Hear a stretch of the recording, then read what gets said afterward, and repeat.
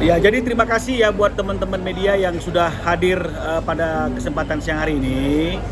Jadi karena kemarin malam itu saya banyak ditelepon teman-teman media mempertanyakan terkait dengan masalah Ruben akibat adanya preskon yang dilakukan oleh kuasa hukum Sarwenda, ya.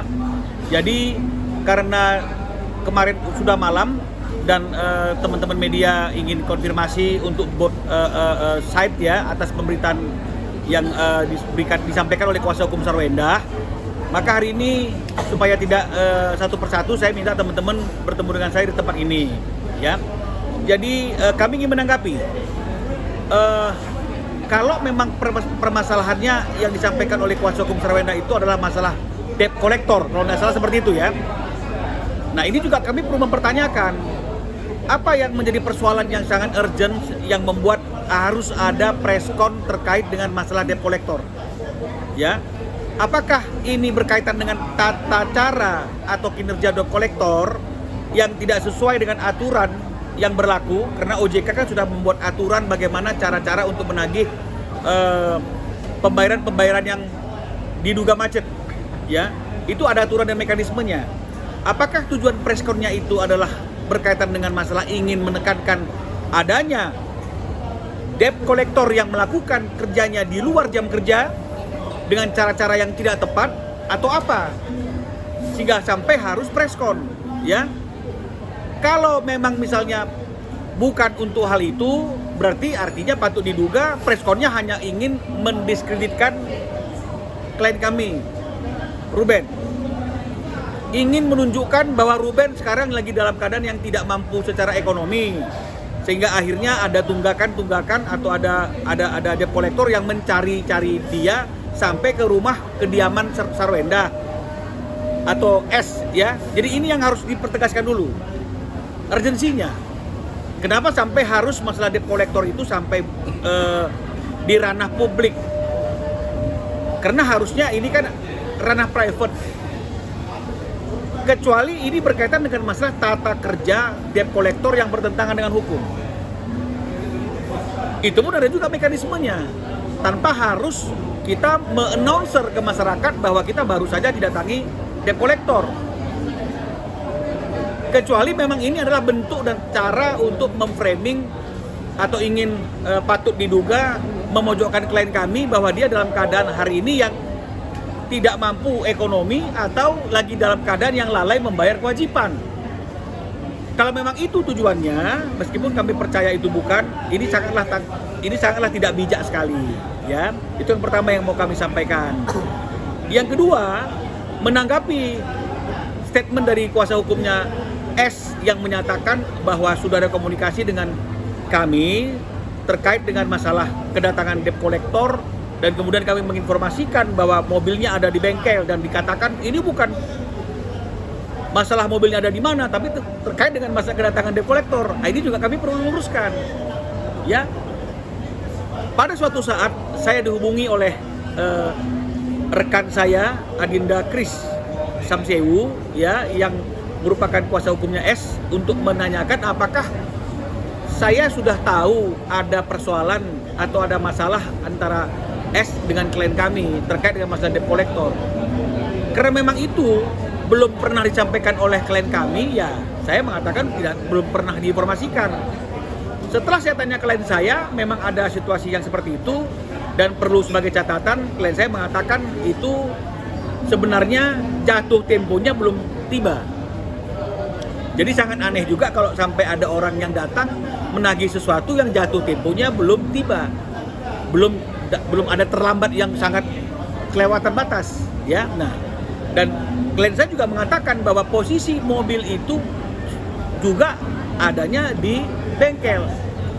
Jadi pada waktu kesempatan pertama saya bertemu dengan kuasa hukumnya S, saya sampaikan apa yang saya dapat informasi dari klien saya.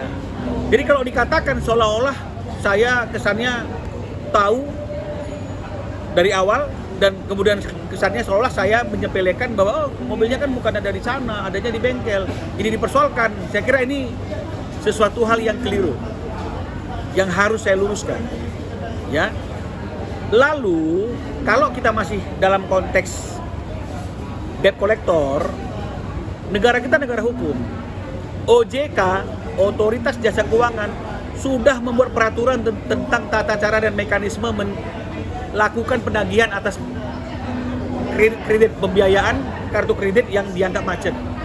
Itu harus diawali dengan surat peringatan dulu, diawali dengan teguran dulu, macetnya sudah beberapa lama, baru kemudian akan dilakukan yang namanya itu pencarian di mana itu mobil yang menjadi objek leasing juga berada untuk mungkin ditarik.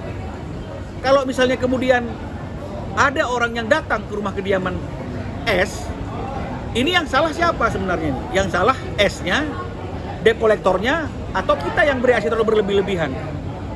Karena masyarakat Indonesia tahu kok bahwa S dengan klien kami itu sudah bercerai, sudah tidak tinggal bersama-sama lagi.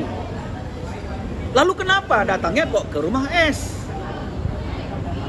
Ini orang waras nggak nih? Tahu nggak dia bagaimana menagih itu? Harusnya ya ke alamat orang yang punya kewajiban. Nah ini sama aja seperti orang salah kirim barang. Kalau memang orang yang datang itu salah alamat, kita tinggal bilang, kamu salah alamat. Karena yang memiliki tanggung jawab dan kewajiban adalah orang lain, bukan saya. Sesederhana itu kan. Nah, kenapa kok menjadi suatu hal yang besar yang kemudian harus disampaikan ke ranah publik? Ini yang juga menjadi pertanyaan bagi saya, ya. Apakah ini berkaitan dengan adanya situasi di mana ada keadaan yang tidak baik komunikasinya akhir-akhir ini antara klien kami dengan S? Berawal dari adanya terang menyerang atau counter mengcounter di fanbase-nya S, ya. Kemudian terjadi komunikasi. Apakah ini yang akhirnya kemudian merembet ke hal-hal yang lain? Apakah ini berkaitan dengan Ruben yang selalu menanyakan haknya untuk bertemu dengan anaknya? Ya, karena ada suatu komitmen di mana dalam komitmen itu dikatakan bahwa dalam 1 minggu Ruben memiliki kesempatan 2-3 hari untuk tinggal bersama dengan putrinya. Ini yang sampai hari ini Ruben tidak dapatkan dan masih dia perjuangkan terus. Bahkan untuk mengantar anak pun tidak diizinkan. Nah ini yang perlu kita klarifikasi. Nah karena kalau misalnya mengenai masalah mobil, ya jelas ini pemesanannya memang dilakukan oleh Ruben dan alamat pemesanannya bukan di alamat di mana debt collector datang. Jadi nggak usah terlalu dibesar-besarkan. Kecuali ada tindakan debt collector yang menyalahi aturan, debt collectornya yang diserang. Kalau ini kan saya lihat lebih cenderung seolah-olah ingin memojokkan, kamu nggak bayar ya? Bayar dong kewajiban kamu. Ini kan nggak baik seperti itu. Ya, ada hal yang lebih penting, yaitu adalah hak ayah untuk bertemu dengan anaknya dan hak anak untuk bertemu dengan ayahnya. Ini banyak pengalaman-pengalaman Ruben yang dia dihalang-halangi, patut diduga dihalang-halangi untuk bertemu dengan putri-putrinya. Ya, sampai ada suatu event kegiatan balet ya, acara, Ruben itu sudah hadir bawa bunga, tapi kemudian anaknya nggak pernah keluar dari pintu itu, dibelokkan dari pintu yang lain. Nah jadi ini yang paling penting, anak sama ayah, ayah sama anak nggak akan putus hubungan itu karena nggak ada mantan anak, nggak ada mantan ayah. Kalau ini kan masalah negosiasi, masalah pembayaran. Jangan juga kemudian ini di framing sebagai suatu berita trauma, ada kolektor. Ini mau bicara traumanya atau mau menunjukkan bahwa Ruben lalai membayar kewajiban cicilan mobil? Yang mana ini? Nah, karena kami perlu sampaikan juga, ya, Ruben itu orang yang bertanggung jawab, ya. Mungkin teman-teman media dan masyarakat juga perlu tahu, ya. Yang saya ungkapkan ini bukanlah sesuatu hal yang ingin memojokkan siapapun, tapi ini fakta kebenaran yang harus disampaikan, ya. Sejak klien kami bercerai dengan S, ya, yang seharusnya kewajiban klien kami sebagai mantan suami terhadap anak-anaknya itu adalah uang pemeliharaan dan uang pendidikan. Betul ya? Banyak orang-orang yang ketika diberikan tanggung jawab kecil saja per bulannya untuk biaya pendidikan dan pemeliharaan nggak dilakukan, betul tidak? Tidak dilakukan karena tidak ada berat untuk melakukan eksekusinya, ya. Nah, tapi kita boleh lihat teman-teman sekalian, dari mulai perceraian di tahun 2024 di 1 September, Ruben tiap bulan itu memberikan biaya kepada S senilai Rp242.629.000. Boleh diambil. Ini hasil chattingan. Udah bercerai ini posisinya. Apa kira-kira untuk cicilan mobil Ruben gak mau bertanggung jawab? Ini sudah bercerai loh. Kalau kita lihat di dalam perincian, apa sih rincian 242.629.000 ini? Ya. Bensin tol 68 juta. Boleh lihat nih.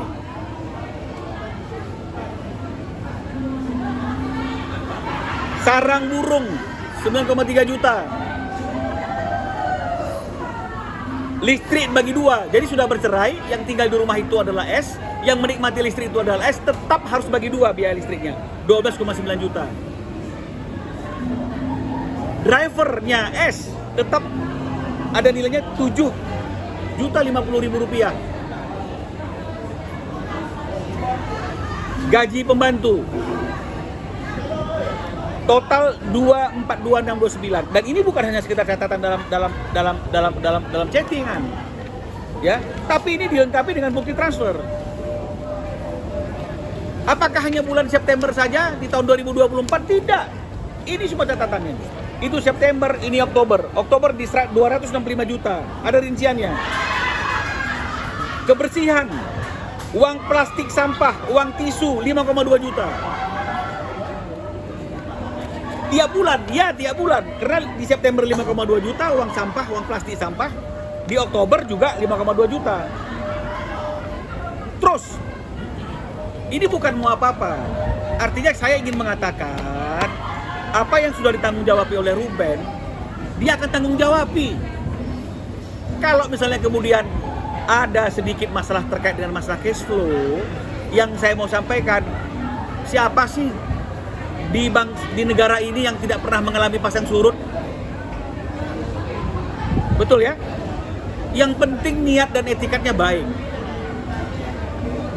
Yang penting cukup dijelaskan bahwa kalau memang yang bertanggung jawab adalah klien kami, katakan yang bertanggung jawab adalah klien kami, selesai. Tidak usah diomong-omongin seolah-olah tuh lihat tuh si RSO nggak mampu bayar cicilan loh, tiap bulan bayar seperti ini. Biarkan masyarakat yang menilai apakah seorang mantan suami masih bertanggung jawab atas seluruh biaya kehidupan rumah tangga si mantan, bukan hanya untuk anak, meskipun alasannya untuk anak. Ya, jadi klien kami itu lebih mengutamakan segala sesuatunya adalah demi kepentingan anak dan S yang nyaman. Jadi kadang-kadang kepentingannya dia sendiri pun dia tunda. Apa kepentingan yang dia tunda? Misalnya cicilan mobil Land Rover misalnya. Dan itu perlu dipertanyakan, apakah ada surat peringatan sehingga harus diserahkan kepada debt collector? Terus bagaimana cara penagihannya? Kalau tinggal dibilang, lu kan tahu gua udah berpisah dengan dia, lu kan tahu itu yang pesan bukan saya, lu kan tahu itu dipesan pada waktu saya dalam keadaan sudah tidak lagi berstatus suami istri. Selesai nggak? Kenapa sampai harus besar? Sampai harus ada preskon khusus? Apa yang penting dan urgent untuk menjelaskan itu kepada publik? Kecuali yang seperti saya katakan, patut diduga ini ingin memojokkan klien kami. Loh, lihat nih, tiap bulan saya mau tanya, siapa mantan suami yang masih membiayai kehidupan anak dan istrinya sebesar ini? Tiap bulan. Lalu apa yang didapat oleh Ruben? Ketemuan aja nggak boleh.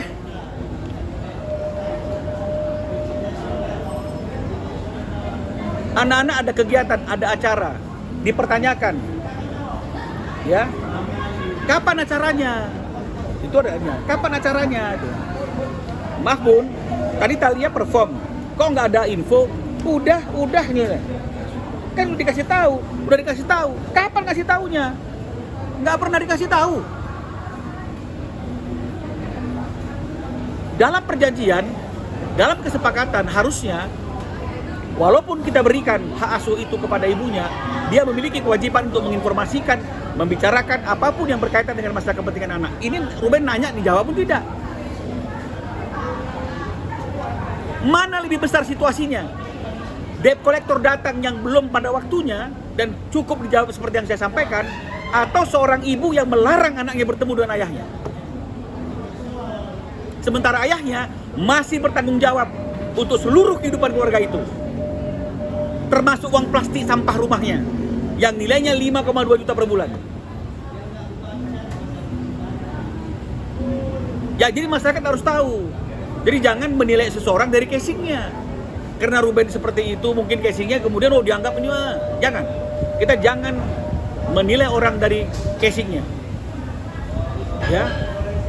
Jangan menghakimi isi buku dari covernya. Ya.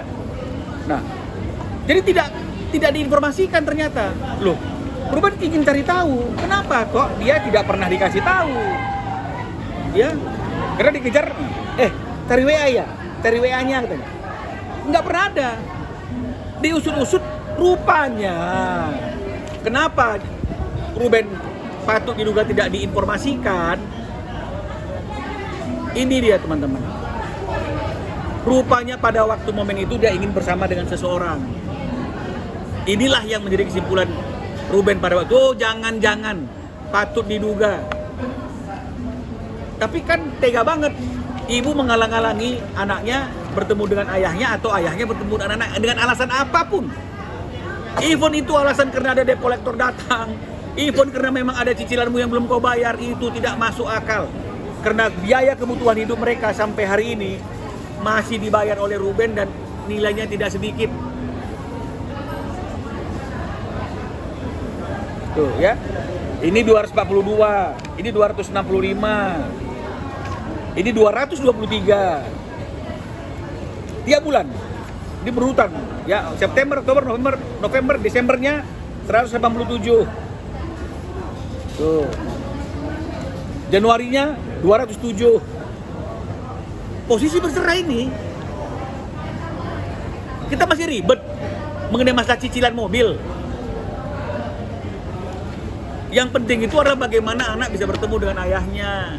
Biar meskipun orang tua sudah berpisah, anak tetap merasa dekat dengan ibu, dekat dengan ayah, bukan dekat dengan orang luar yang mau dipaksakan menjadi seolah sebagai pengganti ayah. Ini sangat bahaya. Ya. Apakah karena ini sehingga akhirnya perlu ada suatu preskon atau apapun namanya yang membesar-besarkan mengenai masalah kedatangan debt collector, ingin membuat klien kami dipermalukan, ingin membuat klien kami dihakimi oleh masyarakat, ya. Belum lagi klien kami juga komplain. Nah, ini komplainnya juga kepada brand-brand ya, brand-brand yang mengendorse itu coba diperhatikan, karena undang-undang itu juga melarang anak kecil itu dieksploitasi, ya, dalam suatu pekerjaan apapun bentuknya, ya. Apalagi kalau misalnya kemudian live-nya itu di malam hari. Malam hari anak itu harusnya belajar, bukan live. Ini Ruben juga komplain karena di beberapa live TikTok ya,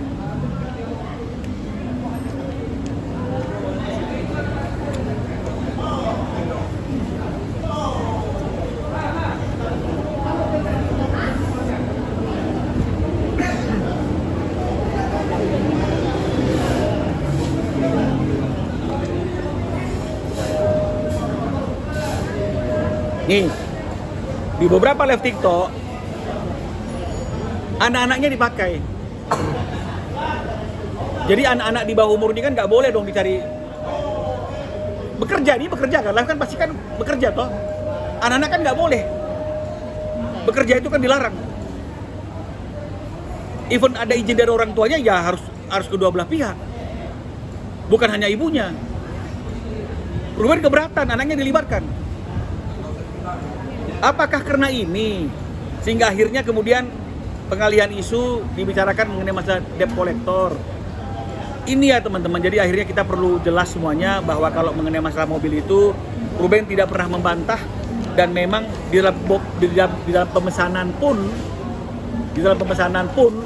Ruben mesan itu atas nama dia, alamatnya dia. Kalau di pesannya setelah dia bercerai kan begitu ya kata-katanya. Ya ini harusnya lebih jelas lagi debt collectornya kemana menghubunginya. Kan harusnya ada nomor teleponnya Ruben, ya dihubungi dong Rubennya. Ada alamatnya Ruben, ya dihubungi dong Rubennya. Jangan datang ke rumah orang lain yang gak ada hubungannya dengan Ruben. Kemudian orang lain itu preskon. Akhirnya kita bisa berpikir, ini settingan atau apa? Atau memang sengaja diundang debt collector datang jika ada sesuatu yang memojokkan Ruben. Jadi melebar dia. Karena itu tidaklah terlalu penting meskipun penting. Yang paling penting adalah bagaimana Ruben bisa mendapatkan haknya untuk bertemu dengan anaknya. Ini tidak.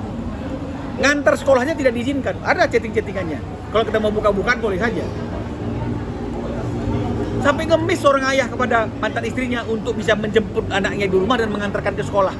Padahal harusnya dia memiliki hak untuk tinggal 2-3 hari dalam 1 minggu. Malah yang diberikan hak untuk mengantar anaknya orang lain. Ayahnya nggak diberi hak. Ini yang Ruben selalu minta haknya.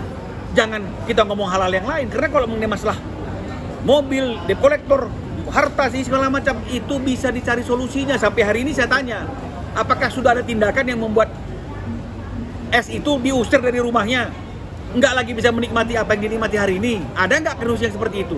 Nggak ada. Yang besar itu adalah Ruben tidak pernah diberikan lagi hak untuk bertemu dengan anaknya. Ini suatu hal yang salah dengan alasan apapun. Ya, tidak dilakukan seperti apa yang seharusnya yang diperjanjikan, dan kemudian total 2 bulan menurut Ruben itu sudah nggak diberikan sejak dia pulang umroh. Bayangkan itu. Ya, jadi itu yang bisa kami sampaikan teman-teman. Kalau memang ada mau pertanyaan silakan. Bang, Ya, ya. Alasannya apa bang? 2 bulan itu tidak diperkenalkan. Tanya sama S lah. Apa alasannya? Kalau dia tidak memberikan hak ayahnya untuk bertemu dengan anaknya, ini kan melanggar hak ajasi. Tanya sama S. Jadi jangan bicara mengenai masalah yang lain-lain. Tanya dulu kenapa dia tidak memberikan Ruben untuk bertemu dengan anaknya. Tapi kemudian dapat jawaban dari Sawina sendiri. Tidak mendapat jawaban. Menurut dia nggak bisa. Ini mana banyak jawabannya nih. Ruben bilang juga dia berpergian. Anaknya nggak dititipin ke Ruben. Padahal harusnya saya mau berpergian, anak sama kamu. Kan begitu dong. Ini tidak. Makanya Ruben bertanya, ya dititipkan ke aku kan bisa. Tapi tidak. Anak itu kan bukan milik eksklusifnya si S. Gak akan dimonopoli itu anak. Jadi kalau mau tahu kenapa nggak diberikan, tanya sama si S. Bang, ini bang, balik lagi ke masalah mobil, berarti benar Bang Ruben ada cicilan mobil Range Rover dan tidak pernah menunggak ya bang? Tidak pernah menunggak. Memang untuk bulan sekarang ini itu ada tanggal yang menurut dia belum jatuh tempo atau mungkin telat 1 hari. Jadi kalau tiba-tiba 1 hari ada debt collector, secara hukum itu nggak dibenarkan. Kalaupun memang sudah waktu yang debt collector datang, harusnya debt collectornya diinformasikan kemana dia harus datang sesuai dengan pemesanan. Ini ada apa ini? Sampai ada orang datang ke tempat yang bukan pada tempatnya. Data lengkap. Yang salah siapa? Harusnya cukup dibilang, loh ini kan datanya seperti ini, Anda jangan kemari, kan kau tahu aku adalah mantan, udah gak ada hubungan, selesai. Kenapa ini menjadi suatu hal yang dibesar-besarkan dan di-framing sampai didramatisasi? Yang tertekan Ruben, kenapa ketemu sama anak? Bang, Sekarang saya tanya dulu, kalau pemesanannya seperti ini, alamatnya di A, jatuh temponya belum sampai fatal. Karena kalau menurut OJK kan suratin dulu, peringatin dulu, baru boleh diserahkan ke debt collector. Ini mana surat peringatannya? Nggak ada. Terus tiba-tiba debt collector datang. Siapa yang salah? Datangnya bukan ke rumah Ruben, sesuai dengan alamat yang dipesankan. Yang salah siapa? Terus kalau misalnya kemudian ada keterlambatan 1-2 hari, siapa sih orang yang di Republik Indonesia ini yang pernah namanya leasing tidak pernah melakukan keterlambatan 1-2 hari? Apakah itu suatu hal yang fatal? Tidak, biasa-biasa saja. Kalau memang bukan kita yang berkewajiban, kita nggak akan mungkin ditekan, kita nggak akan mungkin dipaksa, kita nggak akan mungkin dimarah-marahin. Jadi kalau kita masih tertekan, dari apa tertekannya? Dari ucapannya dibilang tidak, baik omongannya baik-baik aja. Dari apa dong orang tertekan? Karena orangnya seram-seram, berarti udah fisik dong ini. Jadi ini nggak ada sesuatu hal yang harusnya bisa yang membuat dia harus preskon, dan ini menjadi sesuatu hal yang besar-besarkan.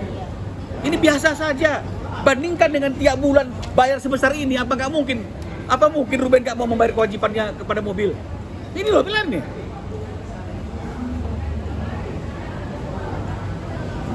Kita aja mungkin belum tentu. Masih suami istri ngasih uang belanja 200 juta per bulan buat istri kita. Harus dihargai dong. Banyak orang-orang lain yang sudah mantan tidak mau bertanggung jawab apapun. Betul tidak? Ini sudah seperti ini kok nggak dikasih kesempatan untuk bertemu. Mengantar anak ke sekolahnya nggak diberikan kesempatan. Ketika kita ribut masalah ini, dinaikkan masalah debt collector. Loh, ini apa sih?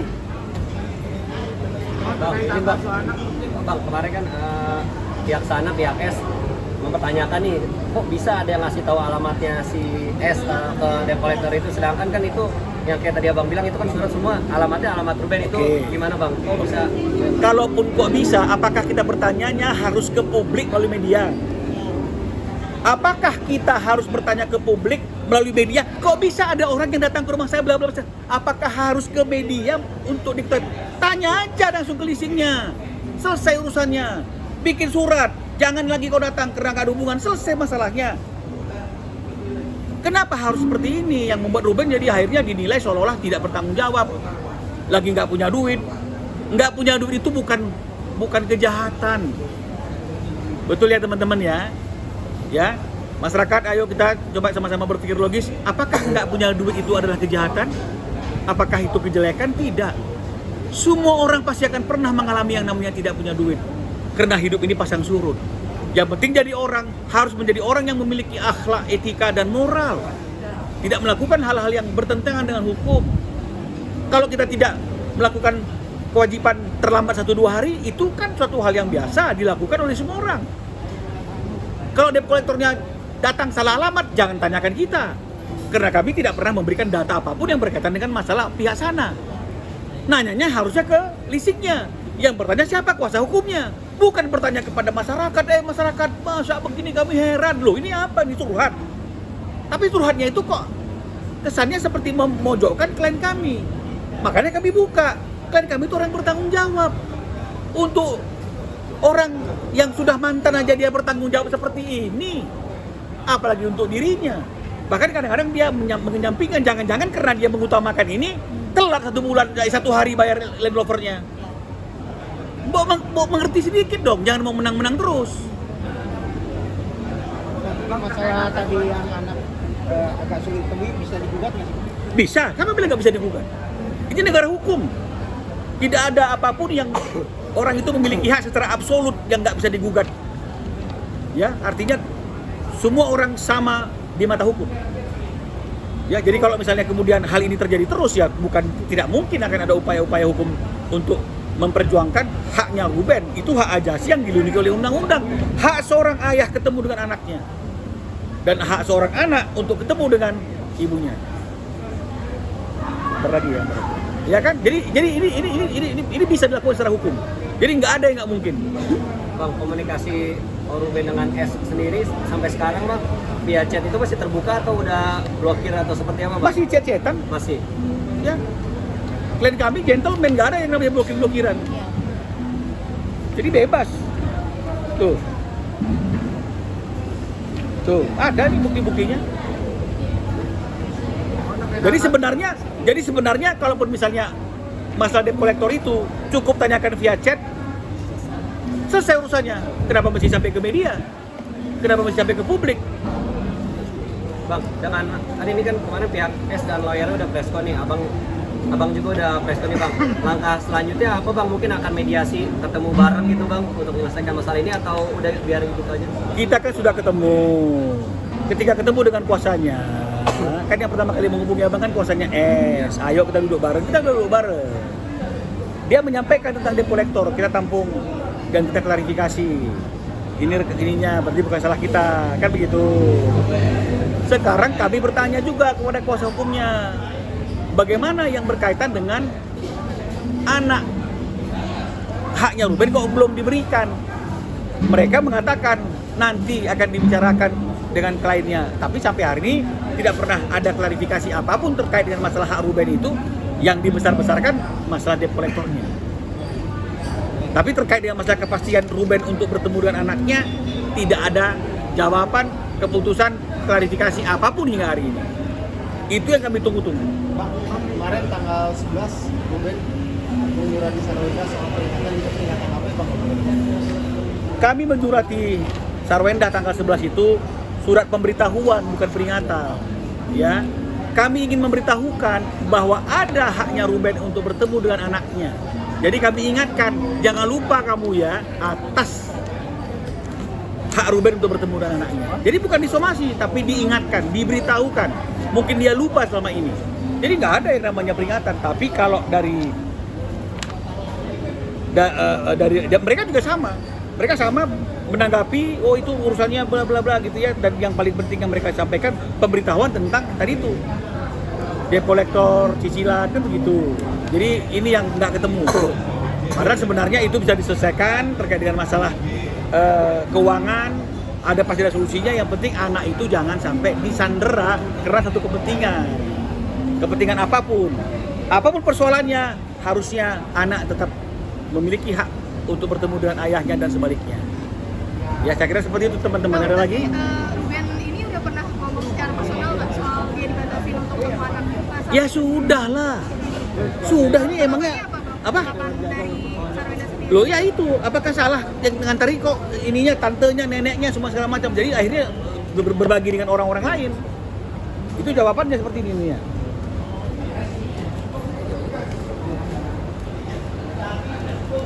Tuh. Titipkan gimana maksudnya?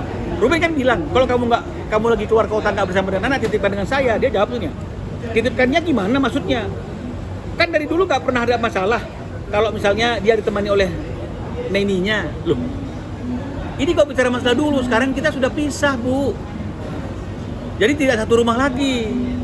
Jadi kalau misalnya kemudian kamu tidak bisa bersama dengan anak kamu, ya tanya saya, jangan-jangan saya bisa.